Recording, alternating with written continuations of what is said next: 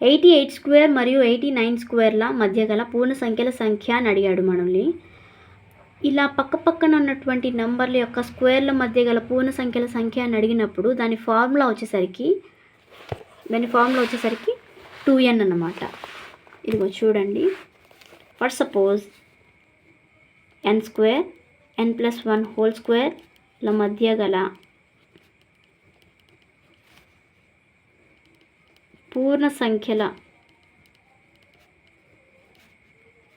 సంఖ్యలు ఎన్ని అని కనుక మనల్ని క్వశ్చన్ చేస్తే దానికి ఫార్ములాకి ఆన్సర్ ఏంటంటే దీనికి ఫార్ములా ఏంటంటే 2n అన్నమాట. సో 2n కాబట్టి దీని ప్రకారం చూసుకున్నట్లయితే మనల్ని అక్కడ క్వశ్చన్లో ఏమని అడిగాడు, 88 స్క్వేర్ 89 స్క్వేర్ అని అడిగాడు. సో 2n అంటే 2 × 88 ఎంత, 176. సో ఈ ఆన్సర్ ఇక్కడ ఆప్షన్స్లో ఉందని చూద్దాం. ఉందా? ఎస్ ఉంది. So next question. ఒక త్రిభుజంలోని కోణాలు 3:4:5 నిష్పత్తిలో ఉంటే అవి అతిపెద్ద అతి చిన్న కోణాల మధ్య తేడా ఎంత అని చెప్పేసి అడిగారు.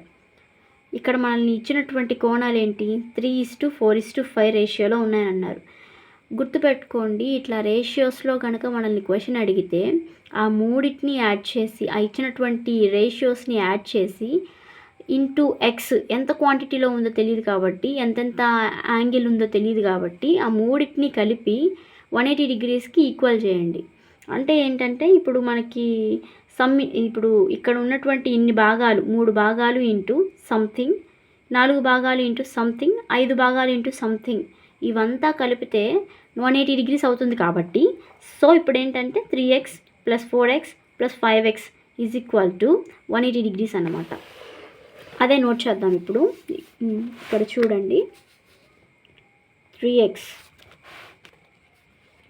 + 4x + 5x = 180 degrees. 3 + 4 7, 7 + 5 12, 12x = 180 degrees. ఇప్పుడు x = 180, 2 6లు 2 90లు, 3 2లు 3 30లు, 15లు, అంటే x = 15 డిగ్రీస్ అని చెప్పేసి అని వచ్చింది. ఇప్పుడు 3 భాగాలంతా 3 × 15 45. నెక్స్ట్ 4 × 15 60. నెక్స్ట్ 5 భాగాలు 5 × 15 75. ఈ 3 యాంగిల్సే ఆ ట్రయాంగిల్లో ఉన్నటువంటి యాంగిల్స్ అన్నమాట. సో ఇప్పుడేంటి, ఈ యాంగిల్స్లో మనల్ని క్వశ్చన్ ఏమని అడిగాడు, అతిపెద్ద అతి చిన్న కోణాల మధ్య తేడా అడిగాడు. అతిపెద్ద కోణం ఎంత, 75. సో 75 డిగ్రీస్ మైనస్ అతి చిన్న కోణం ఎంత, 45 30 డిగ్రీస్. సో ఆప్షన్స్లో ఉందా? ఎస్ ఉంది. Next question. కొంత మొత్తంపై 5% సాధారణ వడ్డీ రేటుతో 3 సంవత్సరాలకు చెల్లించిన వడ్డీ 450 రూపాయలు అయితే అసలు ఎంత అని అడిగాడు. వడ్డీ లెక్కలకు సంబంధించి అడిగిన ప్రతిసారి కూడా మీరు గుర్తుంచుకోవాల్సింది ఏంటంటే, మామూలు సాధారణ వడ్డీ అడిగినప్పుడు I = PTR/100 ఈ ఫార్ములా అనేది గుర్తుంచుకోండి. ఇదిగో ఇక్కడ చూడండి, I = PTR/100. దీని నుంచి ఇక్కడ P అంటే ఏంటంటే అసలు, I అంటే వడ్డీ ఇంట్రెస్ట్ అన్నమాట, T అంటే టైం కాలం ఎంత పట్టింది అని, R అంటే రేటు, ఇదన్నమాట. సో ఇప్పుడు దీనికి ఫార్ములాలో మనల్ని ఏమని అడిగాడు, అసలు అడిగాడు కాబట్టి అసలు అంటే P = దీని నుంచి P వాల్యూని మనం నోట్ చేసుకోవాలి. P ఫార్ములాని P = అంటే ఇక్కడ Pని మాత్రమే ఉంచి ఈ 100ని అవతల వైపు తీసుకొస్తే ఇక్కడ బైలో ఉన్నది పైకి వెళ్తే ఇంటూలోకి వెళ్తుంది, అప్పుడు 100i/TR అవుతుంది. సో ఈ ఫార్ములాలో మనకి ఈ వాల్యూస్, ఇక్కడ సమ్లో ఇచ్చిన వాల్యూస్ని సింప్లిఫై చేద్దాం. అక్కడ ఇచ్చినటువంటి సమ్లో ఏమేమి ఇచ్చారో మనం నోట్ చేసుకుందాం ఫస్ట్. ఓకే, ఏమి ఇచ్చాడు, 5 ఇక్కడ కొంత మొత్తంపై, ఆ కొంత మొత్తం ఏంటో మనకు తెలియదు, 5% అన్నాడు. పర్సెంట్ అంటే ఇదిగో రేట్, R వాల్యూ ఇచ్చాడు, R వాల్యూ 5% ఇచ్చాడు. నెక్స్ట్ నెక్స్ట్ వడ్డీ రేటుతో 3 సంవత్సరాలకి 3 సంవత్సరాలకి అని అన్నాడు కాబట్టి టీ ఇచ్చాడు. టీ ఎంత? 3 సంవత్సరాలు.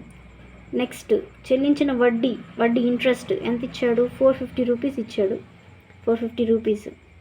సో ఇప్పుడు ఈ వాల్యూస్ని మనం సింప్లిఫికేషన్ ఈ ఫార్ములాలో సబ్స్టిట్యూట్ చేద్దాం. P is equal to 100 into I ఎంత? 450 బై T 3 ఇంటూ 5. 5 ఒకట్లు 5 9లు 0, 3 30లు.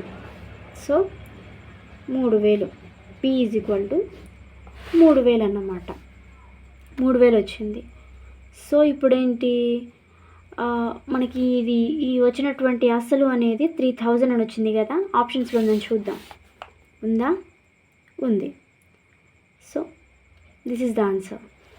Next question. విఎఫ్ మరియు ఈలు వరుసగా బహుముఖ పలకముల యొక్క శీర్షాలు, ముఖాలు మరియు అంచుల సంఖ్యను సూచించిన వాటి మధ్య సంబంధము అని అడిగాడు. మనకు జనరల్గా తెలుసు F+V is equal to E+2. ఇది direct formula, Euler's equation formula అన్నమాట. అక్కడ వస్తుంది F+V is equal to E+2. ఇది third option is right answer. Next,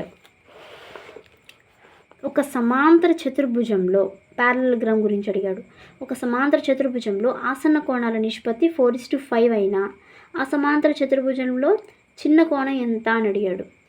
గుర్తుపెట్టుకోండి, ఎప్పుడు కూడాను ఆసన్న కోణాలంటే పక్కన ఉండే కోణాలు కూడాను అవి ఎప్పుడు కూడాను 180 డిగ్రీస్ ఉంటాయి. ఎప్పుడు దేంట్లో? ప్యారలలోగ్రామ్లో. సో దాని ప్రకారం చూసుకున్నట్లయితే ఇవి పక్కన ఉన్న నిష్పత్తులు కాబట్టి ఇవి రెండు కలిపితే వచ్చేటటువంటి వాల్యూ 180 డిగ్రీస్ అవుతుంది. So 4x plus 5x is equal to 180 degrees. అప్పుడు 9x is equal to 180 degrees. x is equal to 20 degrees. So దాని ప్రకారం చూసుకున్నట్లయితే 4 భాగాలకి 80 డిగ్రీలు అయితే 5 భాగాలకి 100 డిగ్రీలు అవుతుంది. ఓకే, అప్పుడు 100 డిగ్రీస్ కదా. ఇక్కడ వార్తనేమని అడిగాడు? ఆ సమాంతర చతుర్భుజంలో చిన్న కోణం ఎంత అని అడిగాడు. చిన్న కోణం ఇప్పుడు చిన్న కోణం ఎంత ఉంటుంది? ఈ రెండిట్లో 80 డిగ్రీలే కదా. ఇక్కడ ఆప్షన్స్లో ఉందా? ఉంది. This is the answer. Okay, next, కింద ఇవ్వబడిన భుజాలలో సెంటీమీటర్స్లో లంబకోణ త్రిభుజాన్ని ఏర్పరచనివి అని అడిగాడు. అంటే ఇక్కడ ఉన్నటువంటి 4 ఆప్షన్స్ని మనము అంటే లంబకోణ త్రిభుజం యొక్క ఫార్ములా ఉంటుంది కదా, కర్ణము స్క్వేర్ ఈజ్ ఈక్వల్ టు భుజము స్క్వేర్ ప్లస్ భుజము స్క్వేర్. ఈ ఫార్ములాని ఏదైతే సాటిస్ఫై చేస్తుందో అవన్నీ కూడాను ఇవి కాదు, ఆన్సర్ కాంది అని అది మనం ఫైండ్ అవుట్ చేయాలి. సో ఆప్షన్స్ ద్వారా మనం